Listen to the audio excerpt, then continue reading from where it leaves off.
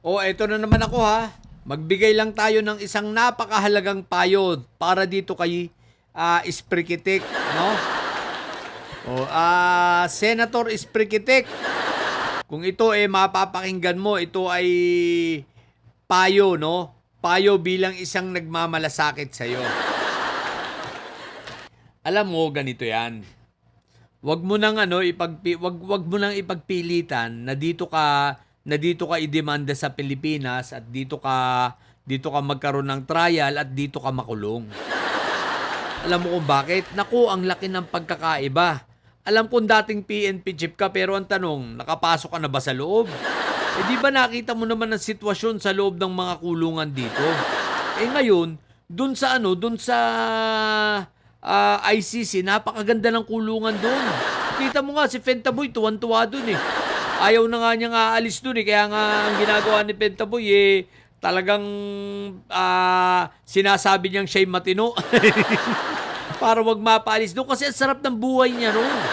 Diba? Isipin mo, naka-aircon ka. Isipin mo, may sarili kang game room. Meron kang nakakalabas-labas ka dun meron kayong playground room, di ba? At may exercise room. Kumpleto. Tapos solo ka sa kwarto mo. Isipin mo yung ginawa mo ron. Dito, sa Pilipinas, pag nagpakulong ka, naisip mo ba yun? Si Kibuloy nga, si Kibulok, di ba naiinggit kay Fentaboy, nagsisisi, sabi niya dapat nagpadala na lang siya sa Amerika. Kasi nga, pinipigsa na sa loob ng kulungan.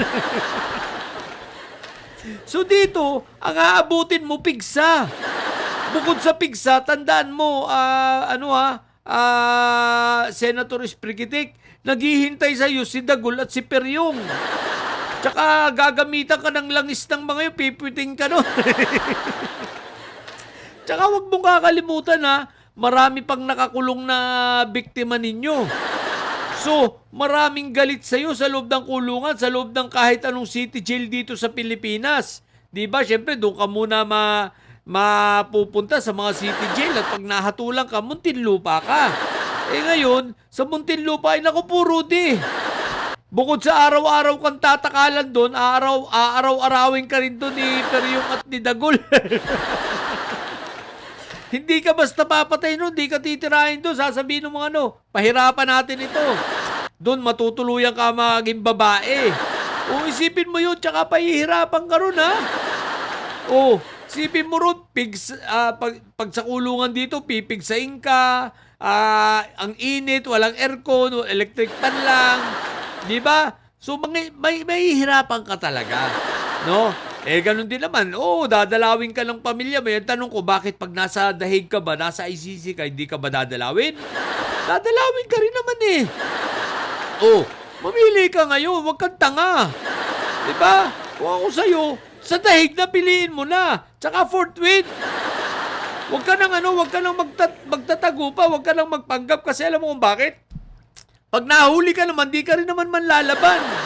Dahil unang-una, duwag ka naman. Tapang-tapangan ka lang, di ba? Bistado ka na. Kita mo kung paano ka nagkandara pa sa pagtakbo sa dalawang babae. Bistado ka na, malaki lang ang katawan mo, pero wagdo ka. Naging PNP chief ka, pero akala ng marami, matapang ka, pero wagdo ka. Matapang ka lang kasi may mga bodyguard ka, marami kang alalay, hanggang ganun ka lang. Pero, duwag ka, kita mo, hindi ka nga nakaharap kay Trillanes nung nandiyan sa Senado. May dala-dalang warrant sa'yo, di ba? Hindi mo naharap. Tapos bigla ka nang bumait magsalita. Kaya, huwag ka nang magtago kasi nga hindi ka rin lang naman manlalaban. Dapat, kung magtatago ka, yung manlalaban ka. Yung pag nahuli ka at nakita ka, manlalaban ka. Hindi ka naman manlalaban eh. Takot ka naman eh. Kaya ang gawin mo na lang, suko ka na lang, tapos punta ka sa dahig.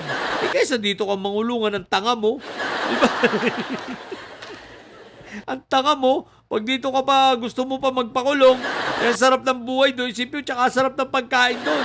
Makakain ka ng mga steak doon kahit nakakulong ka. Ang tanga mo, kaya huwag kang tatanga-tanga ba to? Isprikitik, talinuhan mo. Kagaya ka pa sa mga, huwag ka magpauto kila kaya Kawatano, kila Madam 10K. Bobo yung mga yan. Ginawa ka nga utu-uto di ba? Inutu-uto ka Sipin mo, muntik ka pang mahuli. Inuto-uto ka, sabi sa'yo wala kang warrant. O, di ba nga? Kaya huwag ka na magtiwala sa mga yan. Sa akin ka maniwala. Oh, Sprigitik.